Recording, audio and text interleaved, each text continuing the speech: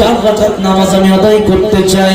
আমার আল্লাহ রাব্বুল আলামিন 4 রাকাত নামাজ পড়ার পারমিশন বেলালকে দিয়ে দিলেন। বেলাল রাদিয়াল্লাহু আনহু 4 রাকাত নামাজের আগে আজরাইল মালাকুল মউতকে বললেন, মালাকুল মউত রে, প্রথম রাকাত, দ্বিতীয় রাকাত, তৃতীয় রাকাত পড়বেন, আমার জানতে কবজ করবা না। চতুর্থ রাকাতের দ্বিতীয় সিজদায় যখন আমি যাব, আল্লাহর কসম করে বলি রে আজরাইল, আমার জান কবজ না করা পর্যন্ত এই বেলালের সিজদা কিয়ামত পর্যন্ত আর মাথা উঠাবে না। এই বেলার মাথা উঠাবে না। বেলাল বলতেছে আমি তো সর্বক্ষণিক প্রস্তুত, কারণ ইমানদার জানে যে কোনো সময় মরণ হবে। মরণের কোনো বয়স নাই, মরণের কোনো নির্দিষ্ট সময় নাই, মরণের কোনো নির্দিষ্ট জায়গা নাই। এই জন্য আল্লাহ যেখানে রাখছে সেখানেই মরণ হবে। আপনার ইচ্ছা মতো মরণ হবে না।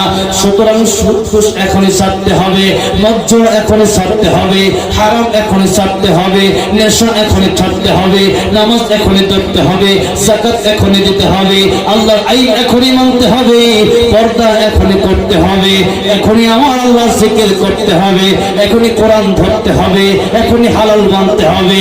যা কিছু করবেন এই মুহূর্তে ভালো হওয়া লাগবে, আগামী কয়েকদিন পরে ভালো হবো এই সুযোগ নাই। এই জন্য আল্লাহ জানালেন না। আমার এটা হলে এবার একটা কথা বললাম,